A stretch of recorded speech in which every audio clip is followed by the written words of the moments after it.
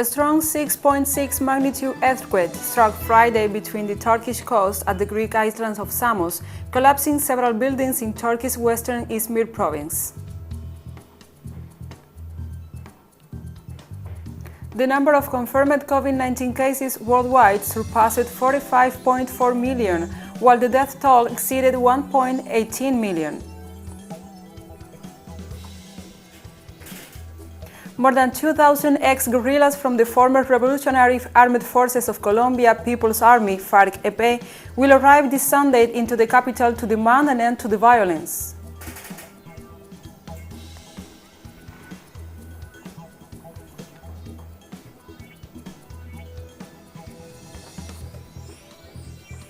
From the headquarters of TeleSUR English in Havana, Cuba, this is From the South, I'm Gladys Quesada. A strong 6.6 magnitude earthquake struck Friday between the Turkish coast and the Greek island of Samos, collapsing several buildings in Turkey's western Izmir province. The Turkish health minister informed that at least 6 deaths have so far been confirmed, and there are more than 200 wounded. Turkey's Disaster and Emergency Management Presidency said the earthquake was centered in the Aegean and the depth of 16 kilometers. The institution added that there have been at least 33 aftershocks, 13 of which had a magnitude above 4. The Turkish Ministry of Interior assigned 53 vehicles and nearly 200 personnel of the National Medical Rescue Team and 112 emergency teams to the region.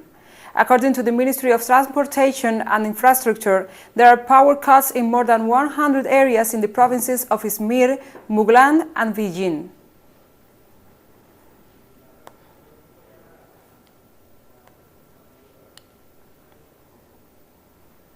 The United States is a direct party and the biggest external factor involved in the Afghan issue, Chinese Foreign Ministry spokesperson said at a regular press briefing in Beijing on Friday in response to a question about the bumpy intra-Afghan dialogue. He pointed out that the U.S. is the biggest external factor involved in the Afghan issue. The country is the most liable to deal with the issue's responsibility.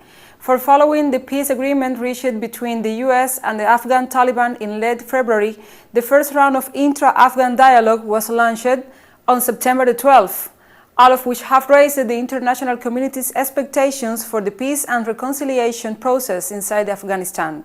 However, the security situation in the Central Asian country has not improved and armed violence has turned active recently, which means that the dialogue has made little progress.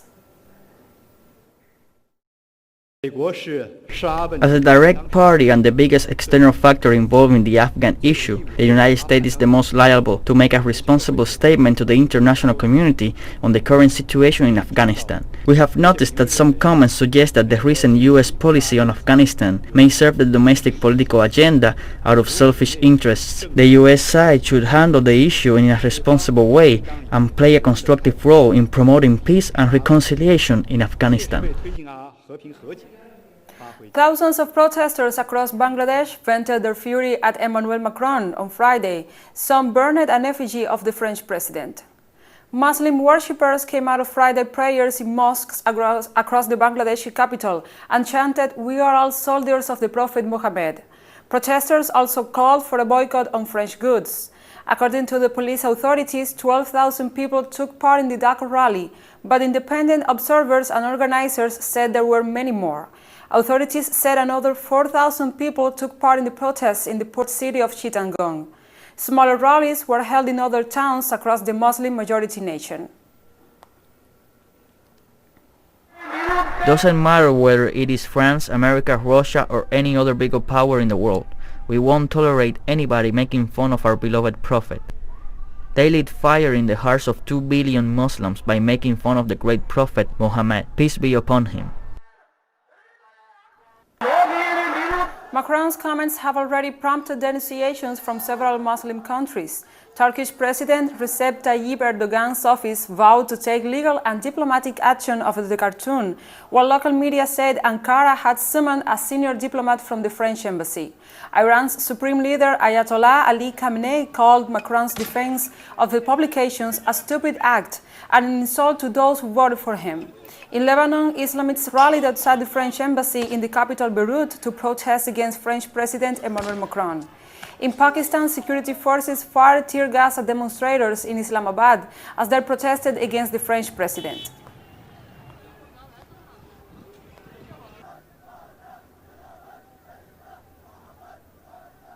And scores turned out in the Gaza Strip on Friday for the anti-France rallies organized by Hamas at mosques across the country. The protesters poured out prayer services demonstrated against the depictions of the Prophet Muhammad that many Muslims consider blasphemous. The French government's vow to protect the right to caricature the Prophet Muhammad continues to roil the Muslim world. At the Jabaliya refugee camp, Fatih Hamad, a Hamas official, called on the Muslim nations to entirely boycott French goods.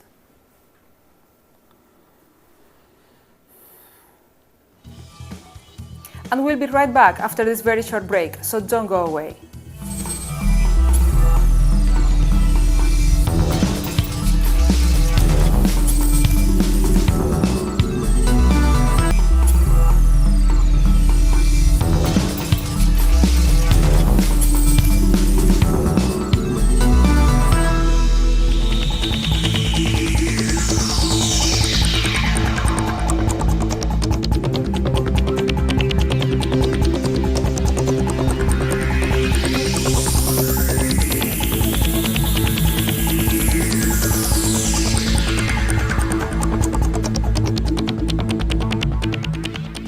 Welcome back to From the South. On Friday, according to data from the World Health Organization, the number of confirmed COVID-19 cases worldwide surpassed 45.4 million, while the death toll exceeded 1.18 million. More than 540,000 new cases and over 7,000 deaths were reported in the last 24 hours worldwide. The United States continues to be the country with the most confirmed cases and deaths in the world. According to the Johns Hopkins University, more than 9.2 million COVID-19 cases have been confirmed and over 234,000 COVID-19 patients have lost their lives. The US is followed by India as the second hardest hit nation. India's health ministry reported over 49,000 infections in the last 24 hours for a total of over 8 million confirmed cases and more than 121,000 deaths. Brazil, the third most affected nation, has registered to date nearly 5.5 million COVID-19 cases and over 159,000 deaths.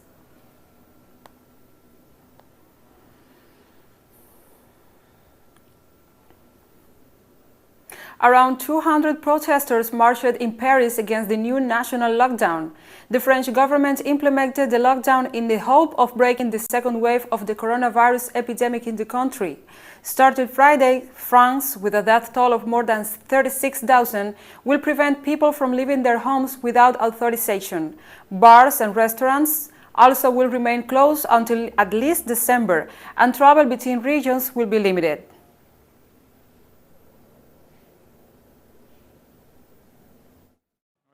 We are here to challenge, obviously, the lockdown that has been proclaimed by the President in spite of common sense, of any epidemic reality proportionate to the measures that are being taken. We think it is the establishment of an unbearable totalitarianism. We don't want to be under lockdown. In fact, we are fed up with curfews. Then we understand that it's for the disease, but we shouldn't overdo it. From midnight to night, we must all be at home. It's too much. And coronavirus cases in Belgium continued the record rise on Friday before the government met to consider even thorough restrictions on movements that will amount a virtual lockdown.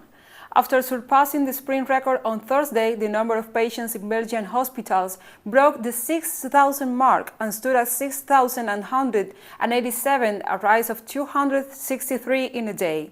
Non-essential shops are also expected to face temporary closure. Patients in intensive care units exceeded 1,000 from 993 the day earlier.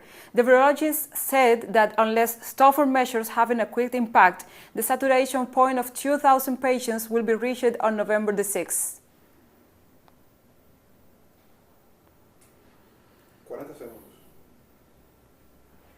Infections. Hospitalizations remain important and are doubling every 8 or 9 days, and mortality doubles every 6 days. ICU figures keep doubling every 8 days. we do not see any slowing down.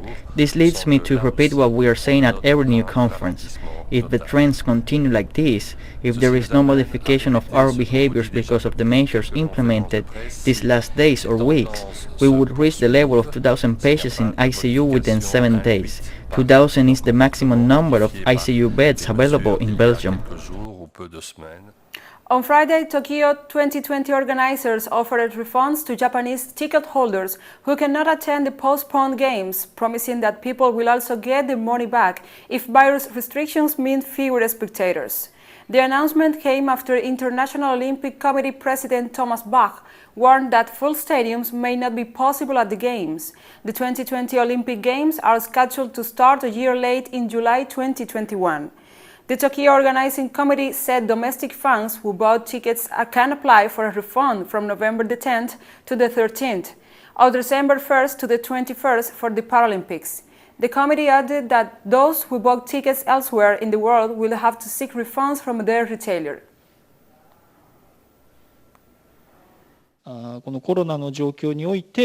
If the organizing committee is not able to provide an opportunity to spectate the games due to COVID-19 restrictions, we will offer an additional opportunity to apply for a refund.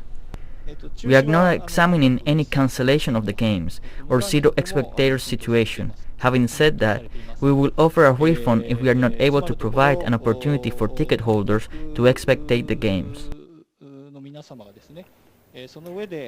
More than 81 million people have already voted ahead of the election day on November the 3rd in the United States. Even a pregnant woman in Florida arrived at the polling station in labor, refusing to go to the hospital until she filled out her ballot. Texas, a state with a historical low turnout, is leading the nation in early voting. 8.45 million Texans have cast the votes. Meanwhile, Tropical Storm Sita swept through the state of Georgia on Thursday, disrupting voting at some sites after causing power outages.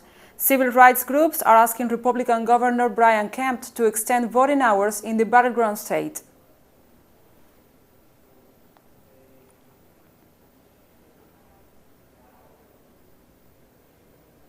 And we have more stories coming up after this final short break, so stay with us.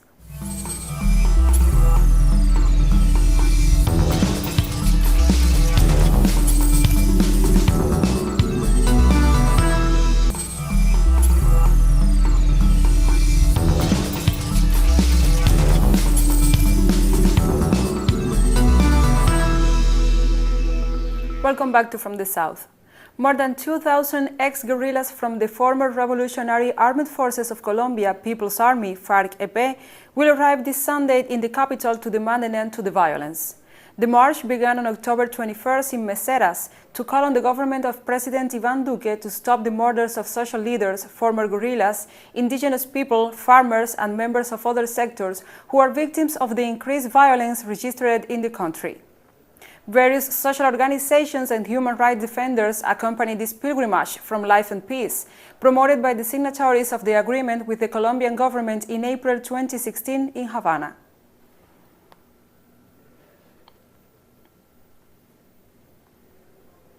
The United Nations Secretary Assistant Amina Mohamed referred to the Colombian peace agreement, especially to regard to the role of women in the reintegration of ex-combatants. For us to rethink the measures to build back better, to leave no one behind, and to sustain peace. Because the peace agreement in Colombia embodies a light of hope for women in Colombia and around the world. Women are central to peace building, and I would like to invite the government to share, but also to accelerate the implementation of the gender provisions of the peace agreement, including through additional resourcing and measures to strengthen the gender perspective. Argentina's President Alberto Fernández announced the expansion of the Universal Child Allowance, a decision aimed at protecting over 1 million minors through a monthly payment. The investment represents public spending of more than 300 million, which Fernandez branded as a revolution within social security, since it covers thousands of minors under 18 years old whose parents are unemployed or have jobs as informal or domestic workers. The measure also offers significant support to mothers working in the informal sector, an area of Argentina's economy where the gender gap is remarkably deep.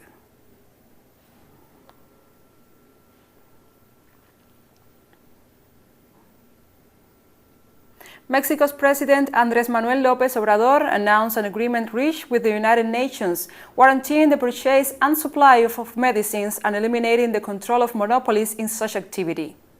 In his morning press conference at the National Palace, Andrés Manuel López Obrador said Mexico can now buy all medicines around the world where they are available to buy, with high quality and a good price. It will solve a long-standing problem. Mexico's president said that it costs a lot of work because strong interests were deeply involved from the pharmaceutical distributors and public officials and the politicians. There is no legal limitation as until just a few months ago, when it was not possible to carry out the purchase of drugs abroad in real terms.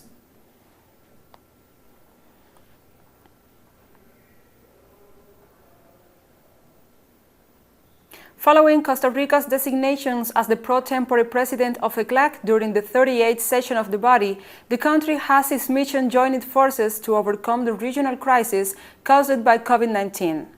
At the closing of the online meeting, with Costa Rica received from Cuba the presidency of ECLAC for the next 2 years, the Foreign Minister of Costa Rica, Rodolfo Solano, affirmed that multilateralism, solidarity and cooperation are essential to overcome the crisis caused by the COVID-19. He stressed that the 3-day session showed that transformation accompanied by innovation is the common path for the development of the region, as well as is the foundation of the 4 pillars of the presidency. When informing that Costa Rica will assume the pro-tempore presidency of the regional body, local authorities stated that the cornerstone of national management will be regional political coordination and also cooperation.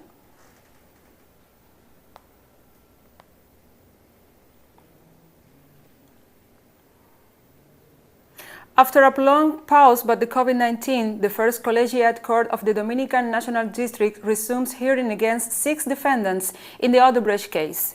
The trial has been suspended since October the 8th after one of the defense lawyers tested positive for the novel coronavirus and later the president of the court.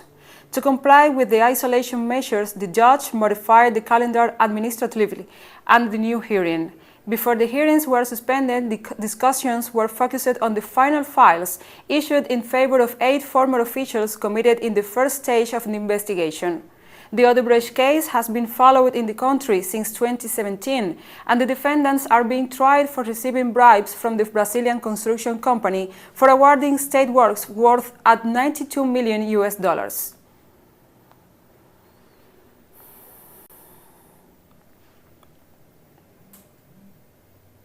Ecuador's and Cuba's governments signed an air service deal, which will allow both sides to reinforce relations in the field of civil aviation. The event took place at the headquarters of Ecuador's Foreign Ministry between the Minister of Foreign Affairs, Luis Gallegos, and the Cuban ambassador to Ecuador, Rafael Dauza. The mechanism establishes rights of both sides for the provision of international transportation services by appointed airlines of both sides, as well as to embark and disembark in their territories or in third countries' passengers, baggage, cargo, and airmail destined or originated in the nations subject to the deal. The Cuban diplomat highlighted the aspiration that its entry into force allows the rise in the flow of passengers between the two nations and the increase in Ecuadorian tourists in Cuba.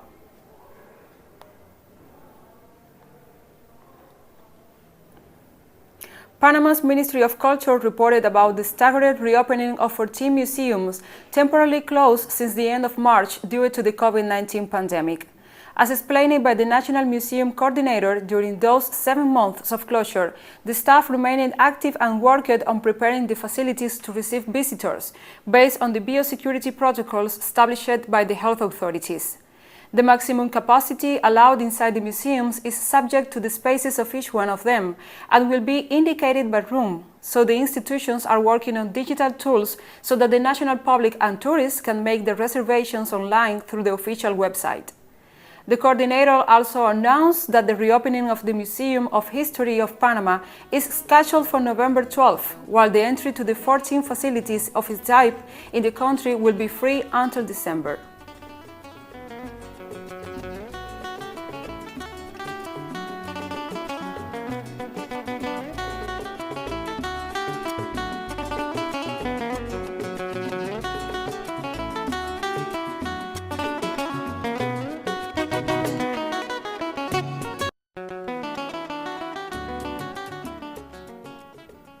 And we have come to the end of this news brief, but remember, you can find this and many other stories on our website at telesurenglish.net. Also, if you feel so inclined, join us on social media, Facebook, Twitter and Instagram. For TeleSUR English, I'm Gladys Quesada. Thank you for watching.